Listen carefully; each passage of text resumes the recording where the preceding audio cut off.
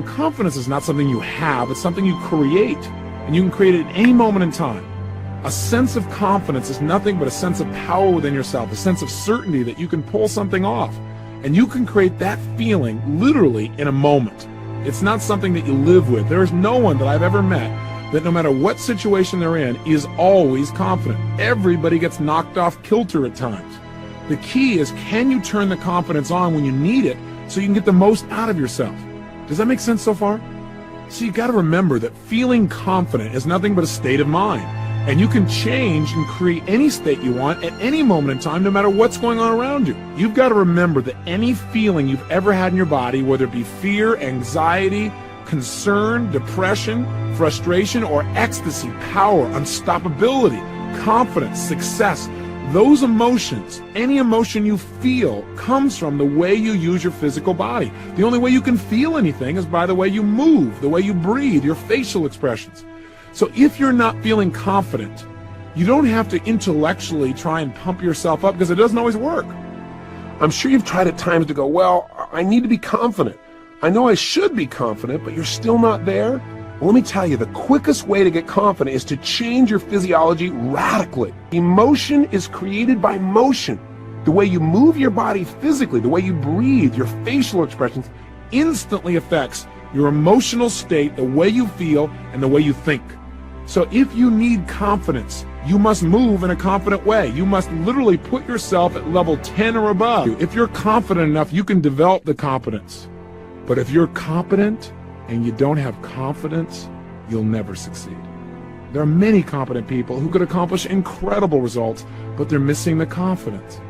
Am I suggesting to you to be foolhardy? No. What I'm suggesting to you is learn how to turn on the confidence rapidly. Use enough of it to learn what you need to know to be competent and effective and produce the results. But you'd be surprised how much more you know than you realize if you really get yourself in the right state of mind. Does that make sense? Try it. Try moving your body in a confident way. Stand the way you'd be standing if you felt unstoppably confident. Breathe the way you'd be breathing if you felt unstoppably confident. Really go for it. Put the kind of expression on your face like you'd have if you were unstoppably confident. And make some gestures. Actually move your hands out with some power, as if you're trying to make a point with real power, and where you know that what you're going to say is going to be effective. And just notice how that feels. Say something. Say yes in the tone of voice of somebody who is totally confident. Don't go, yes, yes, yes, yes. Yes! With some power, and just feel how that feels in your body. Get a sense of it. Turn on more intensity than you would normally use with another person. Just feel it in your body so you feel what it's like. You want to be able to turn it on just by turning your body on. This is critical. With this as a power, you can go from being afraid to strong in a matter of moments. Now try something really stupid and silly. Using your physical body effectively can put you in a state of confidence no matter what was happening around you. No matter how intense the situation, no matter how scary, no matter how difficult, you always have that resource. Don't ever say to yourself again, well, I just don't have enough confidence. Break out of that shell. If you don't feel like you have confidence, create it right now. It's not a thing that somebody gave you years ago. It's not something you missed out on. It's something you create by the way you speak, by the way you move, by the way you gesture. Control your mental focus. Remember, what you focus on is going to determine how you feel. So if you focus constantly on how things might not work out, and you look at in your brain all the possibilities of, well, what if this doesn't work, or what if that doesn't happen? If that's your mental focus, of course you're going to lack confidence. Remember, we experience whatever we focus on. So if you're focusing on how things won't work, you're going to feel the pain that you associate to that. You're going to create a tremendous amount of doubt, and then it usually becomes a self-fulfilling prophecy. You don't get what you want. But when you expect and focus on one result and you say, this is what it is, I'm going to accomplish this, I expect it, immediately your level of self-confidence goes up and you feel active immediately, because your brain says, hey, if I do this, I can get some pleasure in my life. Does that make sense? That's the process we're talking about. We must control our focus. And one way to do it, of course, is to control our focus by controlling the questions we ask ourselves. Invariably, people who have a lot of doubt ask questions that create it. If you walk around in life believing that the only way you can feel confident is if you've already accomplished something, you got a problem. You're limiting yourself to the number of things you can ever feel confident about and succeed. In other words, some people say, well, how can I be confident when I've never done it before? Listen, I feel confident in all kinds of things I've never done before. You say, well, that's because you're screwed up.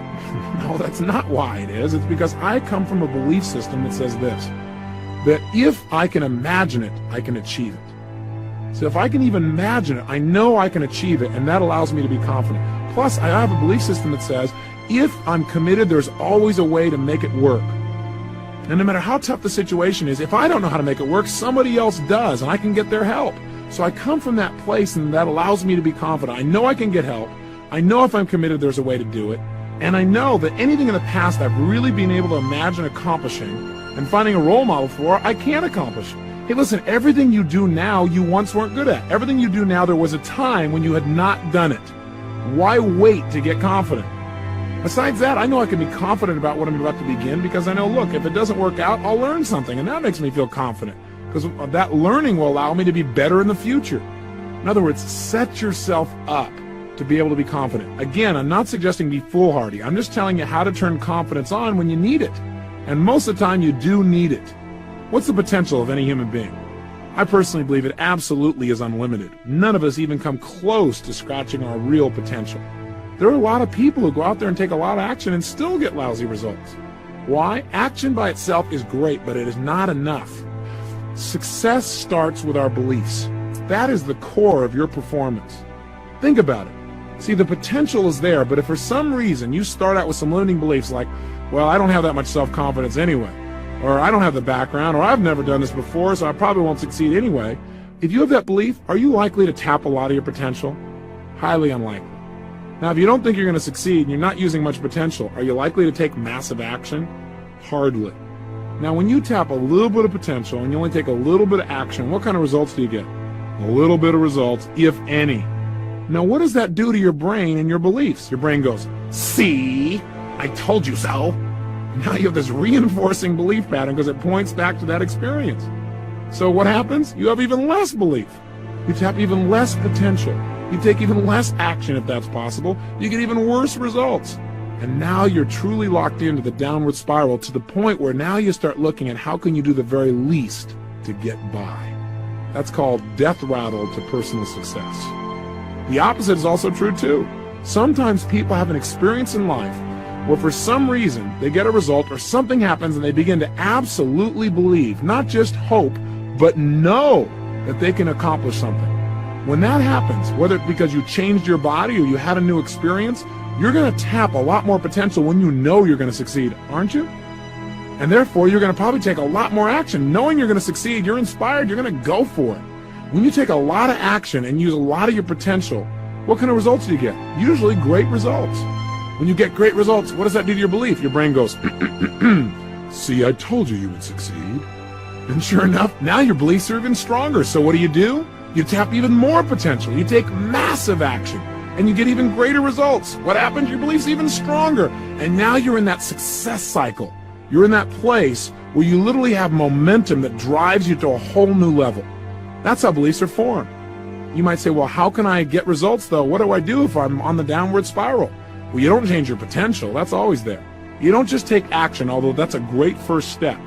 You got to change your beliefs, and one of the easiest ways to do that is change your results in advance. If you want to succeed, you need to rehearse over and over succeeding until it's so real for you, your brain begins to believe it. Now you'll tap more potential, you'll take better action, and in real life you'll get better results. Then it'll reinforce your belief, and now you're off and running. Does this make sense? This is the way to create lifelong, unstoppable self-confidence. If you really want to be confident, know what causes people to lack in it. Focusing too much on yourself and not enough on other people will guarantee that you'll lack confidence. What do I mean? I mean, some people lack confidence because they pick themselves apart. They spend all day, every day, analyzing themselves. Why did I do this? Why don't I do that? How come I never accomplish these things? They ask lousy questions, they get lousy answers, and they create a tremendous amount of self-doubt. Do you want to have more confidence? Stop analyzing yourself so much and focus on other people and how you can contribute to them. And as you start giving to other people, you'll feel more confident about what you can even do for yourself.